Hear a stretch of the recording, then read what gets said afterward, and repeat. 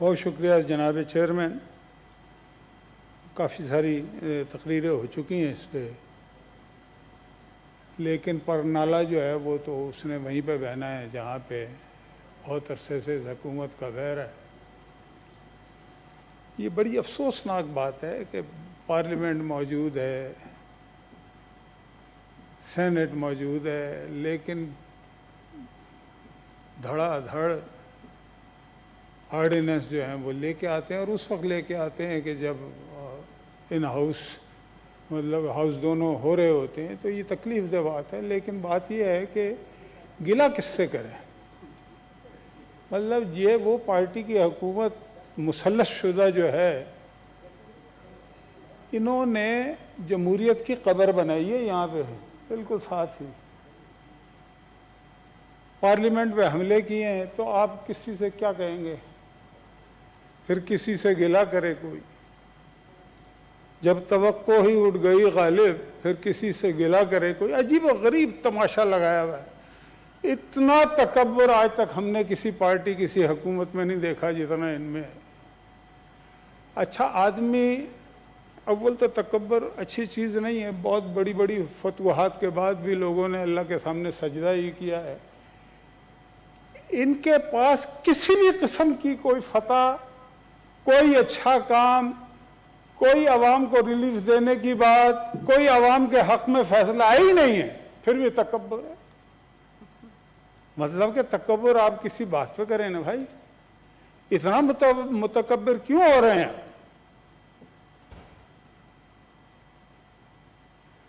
میں جلدی باتیں کروں گا. اصل میں مجھے یہ بھی پتا ہے کہ بڑی مہربانی.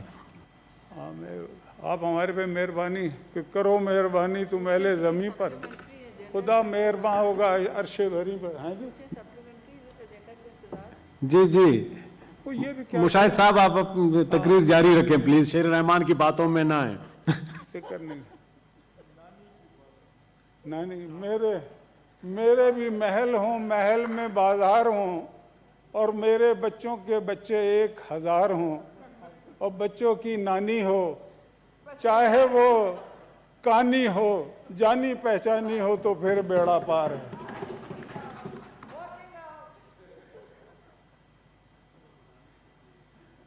تو یہ جو آپ دیکھیں کہ یہ جو میں نے تو کہہ دیا نا پی ٹی آئی پارٹی ہے، یہ آپ وزیروں کی لائن ہے. اس میں آپ کو کوئی آدمی پی ٹی آئی کا نظر نہیں آئے گا. بڑا کبھی کبھار ہی نظر آئے گا. آج بھی نہیں ہے. آپ دیکھ لیں ہمارے وزیر قانون صاحب بڑے قابل آدمی ہیں، لیکن مجھے ابھی تک یہ پتہ نہیں لگ رہا یہ ایم کیو ایم کے ہیں یا پی ٹی آئی کے ہیں یا کس پارٹی. کیونکہ ایم کیو ایم کہتی ہے جی ہمارے کوٹے پہ وزیر ہی نہیں بنے. پی ٹی آئی کے یہ ہیں نہیں ہیں، ایم کیو ایم کے یہ ضرور. میں پھر دوبارہ سے کہہ دیتا ہوں، میں یہ کہہ رہا ہوں کہ وزیر قانون صاحب قابل آدمی تو بہت ہیں، لیکن آپ کی جو پارٹی ہے ایم کیو ایم، وہ یہ کہتی ہے کہ ہمارے کوٹے پہ وزیر نہیں بنے. پی ٹی آئی سے آپ کا تعلق نہیں ہے، تو اب کون رہ جاتا ہے پیچھے؟ کہیں نہ کہیں سے تو تعلق ہوتا ہے نا. آپ ان کے پاس جو گدڑ سنگھی ہے اس کے اندازہ لگائیں وہ کیا گدڑ سنگھی ہوگی. نیپال کی پہاڑیوں سے لے کے آئے ہیں کہ کوئی پارٹی ان کو مانتی نہیں، کوئی پارٹی مانتی نہیں ہے ان کو. اس کے باوجود بھی وزیر قانون چوتھی دفعہ بن گئے. مولانا صاحب پلیز نو کراس ٹاک. جی مشاہد اللہ خان صاحب پلیز. جی دنیا کی بیسٹ گدڑ سنگھی، یہ گدڑ سنگھی ایک جینوئن چیز ہے. جو بیسٹ ہے نا وہ نیپال کی ایک بہت اونچی پہاڑی ہے، وہاں سے جو ملتی ہے وہ انتہائی مہنگی ترین اور سب سے اچھی گدڑ سنگھی ہے، وہی ہے ان کے پاس.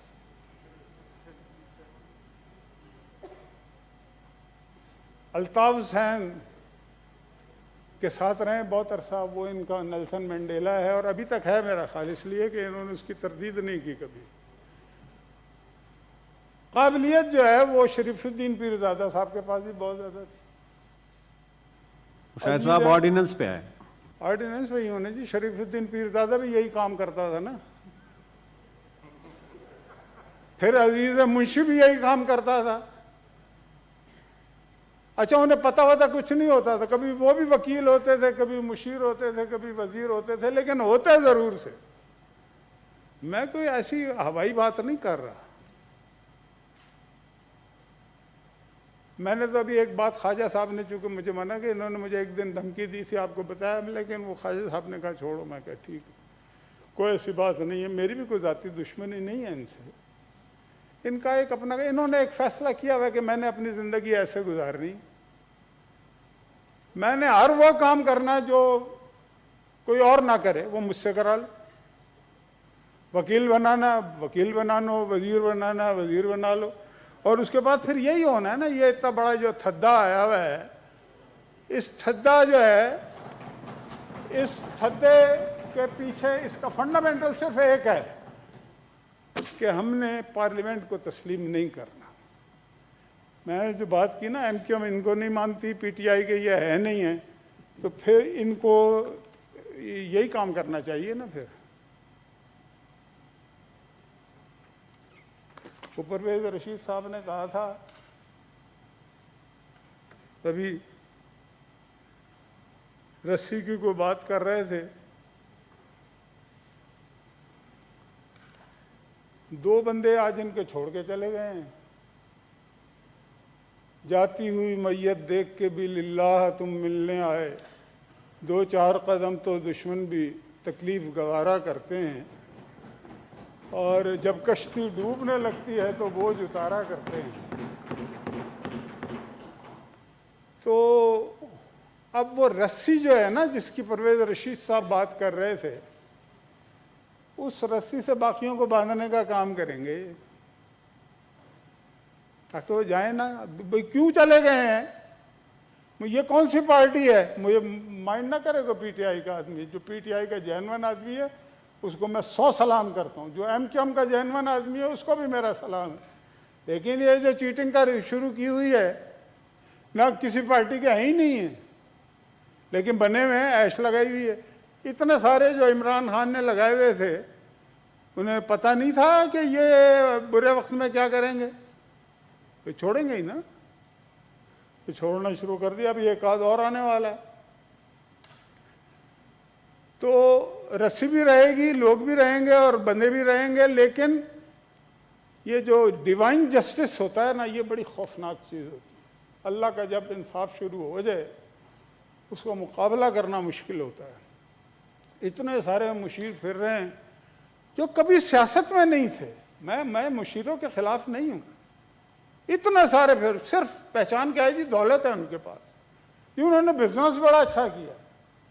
کیا جی بزنس کیا تو بزنس ملک ریاض کو بھی پھر بناؤ نا وزیر اعظم. اور بہت سارے لوگ ہیں, نہ آگے نہ پیچھے, جناب وہ آپ کے اوپر رول کر رہے ہیں. جو پی ٹی آئی کے جو اصل لوگ ہیں وہ بیچارے چپ کر کے بیٹھے ہوئے ہیں کہ یا الہی یہ ماجرا کیا ہے. تو یہی ہونا ہے نا. میں صرف یہ کہنا چاہتا ہوں کہ میں نے جو متکبر کی بات کی تھی وہ اس لیے بات کی تھی کہ کوئی حال اس حکومت کا, یہ جس طرح سے مسلط کی گئی, ان کے پاس اکثریت نہیں تھی. ہمیں مولانا فضل الرحمان صاحب نے کہا تھا 2013 میں کہ جی ہم حکومت بنا سکتے ہیں کہ پی کے میں. نہیں اس لیے بنائی کہ جی زیادہ سیٹیں پی ٹی آئی کی تھیں. ابھی پنجاب میں بھی زیادہ سیٹیں ہماری تھیں, لیکن ان کی حکومت بن گئی ہے. تکبر کا عالم یہ ہے کہ مطلب کہ روزانہ گالی دیتے ہیں ہمارے لیڈروں کو, روزانہ, آج بھی دیے. اور خواہش یہ ہے کہ جی اپوزیشن جو ہے ان کی بات مانے گی. کیوں مانے گی بھائی؟ تمہارے اندر کو سرخاب کا پر لگا ہوا ہے تو ذرا نکال کے دکھاؤ ہمیں. ہے کہاں لگا ہوا؟ پتہ تو لگے نا ہمیں بھی. ہے کچھ بھی نہیں ہے. پلے نہیں تیلا تے کر دی میلا میلا. اور ایسے بات کرتے ہیں جیسے سارے پاکستان کی سیاست انہی کے گرد گھوم رہی ہے. بھائی تم پہلی دفعہ مسلط کیے گئے ہو، اگر تمہیں مسلط نہ کیا جاتا تو تم حکومت میں نہ ہوتے، ادھر بیٹھے ہوئے ہوتے تھوڑے سے. اس بات کو ساری دنیا مانتی ہے، اس بات کے ثبوت موجود ہیں، اور آپ خود بھی خاموش ہو جاتے ہیں جب اس طرح کی بات ہوتی ہے، اس لیے کہ حقیقت ہوتی ہے. آپ کو یاد ہوگا جناب چیئرمین کہ ری کاؤنٹنگ ہوئی تھی 8-10 حلقوں میں قومی اسمبلی کے فوراً الیکشن کے بعد، سب میں نون جیت گئی، انہوں نے ری کاؤنٹنگ ہی بند کرا دی. یہ تو حال ہے. آر ٹی ایس انہوں نے بند کرا دیا، ہر چیز انہوں نے بند کرا دی. اور اب حال یہ ہے کہ چلو بھائی تمہیں اللہ نے دے دیا ہے نا، مسلط کر ہی دیا ہے نا، امپائر کی انگلی پہ بیٹھ ہی گئے ہیں نا، چلو آ گئے حکومت میں. حکومت تو یار شرافت سے چلاؤ یار، تم ہم سے بدماشی میں باتیں کرتے ہو، ہم یہ کر دیں گے. آپ دیکھیں کرپشن کے سمندر میں ڈوب چکے ہیں یہ سارے لوگ.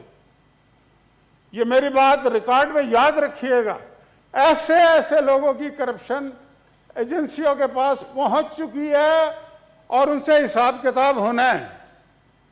لیکن احتساب کس کا ہو رہا ہے؟ اپوزیشن کا ہو رہا ہے. اور ایک سال میں ثابت نہیں کر سکے، 2 سال میں جیلوں میں رکھ کے 1 روپے کی کرپشن سمیت نواز شریف کے. جی لیکن تکلیف دینی ہے جی. مریم کا بھی جیل میں ہونا چاہیے، نواز شریف کا بھی جیل میں ہونا چاہیے، حمزہ کا بھی جیل میں ہونا چاہیے، پوری پارٹی کو بھی جیل میں ہونا چاہیے. ہمیں کچھ نہ کہو، کیونکہ ہم فرشتے ہیں، اوپر سے اترے ہیں. بی آر ٹی مطلب یار آپ کے پاس کوئی ہے اس بات کا جواز کہ بی آر ٹی کیوں نہیں بنائی آپ نے؟ لوگ ڈوبے ہوئے ہیں، مال کھا گئے ہیں. جن ٹھیکیداروں کو ایکسپیل کر دیا گیا، سارے ٹھیکے انہوں نے پیسے لے کے انہیں دیے، کوئی پوچھنے والا نہیں، انہیں کوئی نہیں پوچھتا.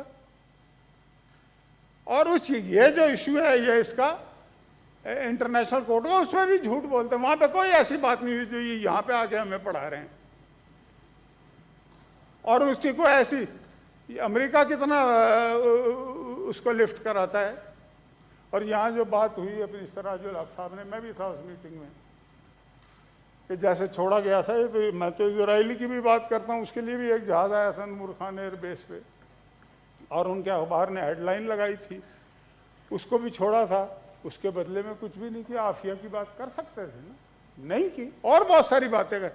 اور اتنے بزدل ہیں، ٹانگیں ایسی کاپتی ہیں ان کی، 1-2 دن نہیں رکھ سکتے.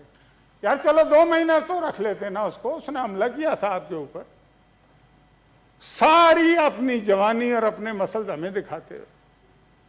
ہمارا اصل میں یہ خوش نصیبی اس لیے کہ ہم اس ملک سے محبت کرتے ہیں، ورنہ ان کے مسل چھسل ہم یوں مسل کے رکھ دیں 2 منٹ میں، جس دن ہم نے فیصلہ کر لیا.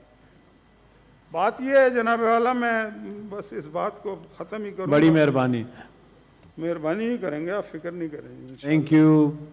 میں صرف یہ کہنا چاہتا ہوں کہ تھوڑے ہوش کے ناخن لینے چاہیے. لیکن اصل میں کیا کریں، تاریخ ہے نا کہ یہ جو سنت ہوتی ہے نا، اچھے اور برے لوگوں کی، اس کو جاری رکھتے ہیں کچھ لوگ. اب آج فرض کرو شریف الدین پیرزادہ زندہ ہوتا یا عزیز منشی زندہ ہوتا تو یہ کام انہیں نہ کرنا پڑتا.